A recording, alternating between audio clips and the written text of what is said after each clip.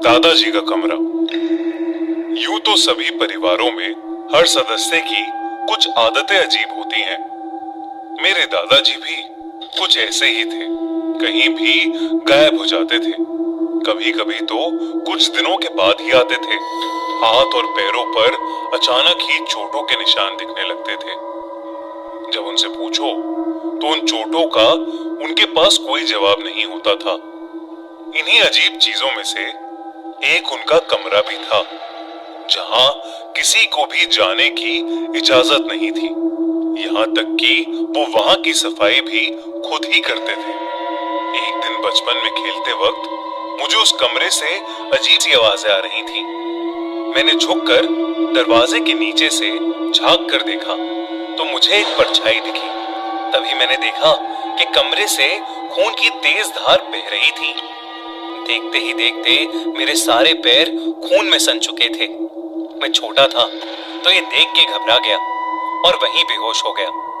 उठा तो माँ मुझे डांट रही थी कि मुझे धूप में नहीं खेलना चाहिए। उनके हिसाब से मैं उसी की वजह से बेहोश हुआ था। मैंने जब उनको सच्चाई बताने की कोशिश की तो दादाजी ने मुझे झुठला दिया। उसके बाद से मेरी और दादाजी में इतनी बातचीत नहीं हुई।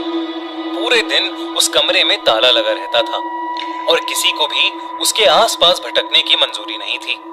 कुछ साल बाद दादाजी चल बसे और हम भी अपना पुराना घर छोड़कर अब शहर वाले घर में चले गए थे। सब कुछ ठीक चल रहा था। शहर में पापा की जॉब काफी अच्छी चल रही थी और मैं भी अब कॉलेज जाने लगा था। एक दिन ऐसे ही मैं घर पर बैठा आ गया। पापा ने कॉल पर बताया कि हमें कुछ काम से दादाजी के पुराने घर पर जाना है और हम अगले ही दिन दादाजी के घर के लिए निकल गए। करीब 10 साल बाद जब मैं उस घर में वापस आया तो मैंने देखा कि तब भी किसी के उस कमरे के पास जाने की हिम्मत नहीं हो रही थी। बचपन की जिज्ञासा के मारे मैंने हथौड़ी ली और उस कमरे पर लगा ताला ही तोड़ दिया। मुझे मन ही मन में खुशी तो बहुत हुई, मगर एक डर भी अंदर भर गया कि आखिर ऐसा क्या था जो दादाजी हमसे छुपा रहे थे। अंदर घुसते ही मुझे कई सारी अलमारियां दिखी जिनमें अलग अलग अजीब सी चीजें रखी हुई थीं। कई सारे कलश, कई लाल कपड़ों में बंधे ताले, चीनी मिट्टी के बर्तन और न जाने क्या क्या।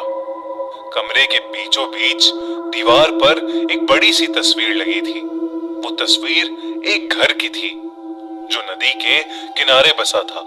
इतनी खूबसूरत तस्वीर को बंद कमरे में नहीं होना चाहिए था, तो मैं उस तस्वीर को वहां से उतार कर बाहर हॉल में ले आया और कमरे को खुला रहने दिया। लेकिन उस रात जब मैं सोया तो मेरी नींद एक बड़ी सी नदी के बीचों बीच खुली। मैं वहां कैसे पहुंचा ये सोचने का समय ही नहीं था, क्योंकि पानी का बहाव इतना था कि मैं अचानक से डूब रहा था।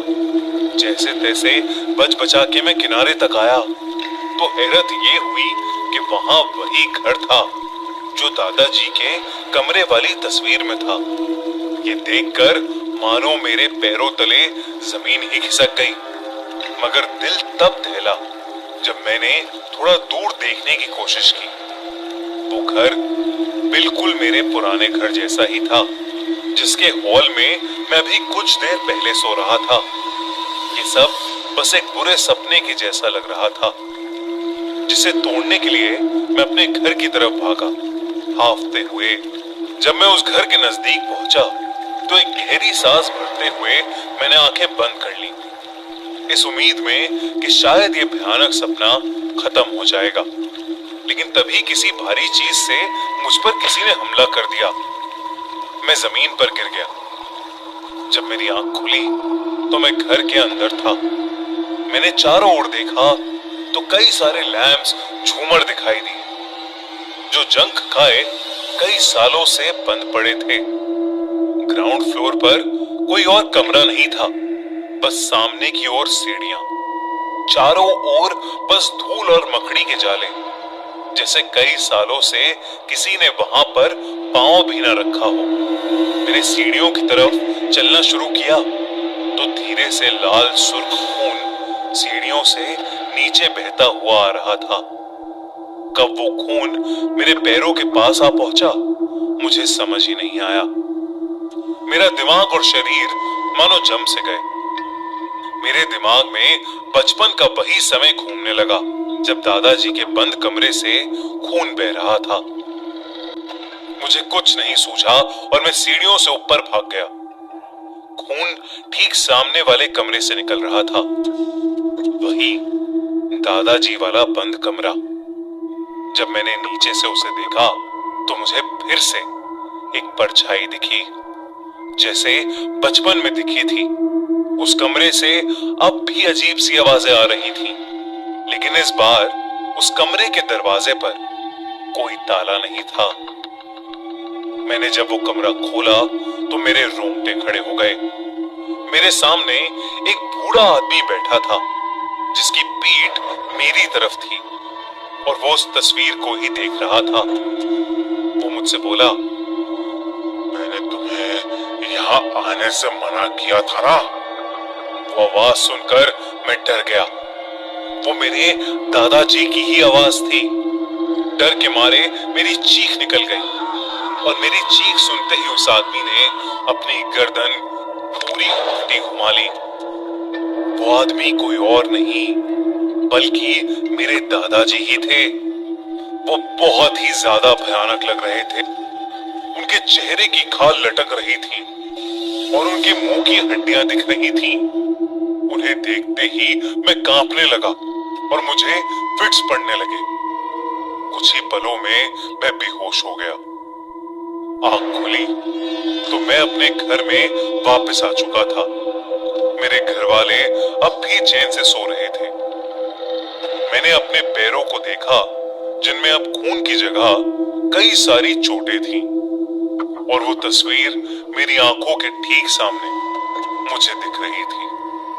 मैंने सुबह होते ही उस तस्वीर को अंदर रखा और दादाजी के कमरे को बंद कर दिया। जब मैंने अपने माँ पापा को पूरा किस्सा बताया तो पहले तो उन्होंने मुझे कमरा खोलने के लिए बहुत डांटा। फिर बाद में बताया कि दादाजी को भूत दिखते थे और वो अपनी तंत्र मंत्र की विद्या से लोगों के अंदर से भूत भगाते थे।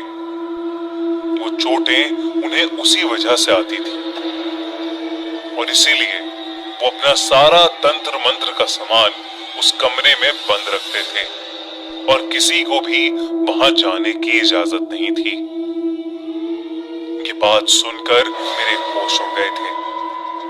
मैंने बस यही प्रार्थना की कि काश मुझे कभी फिर दोबारा कोई भूत ना दिखे।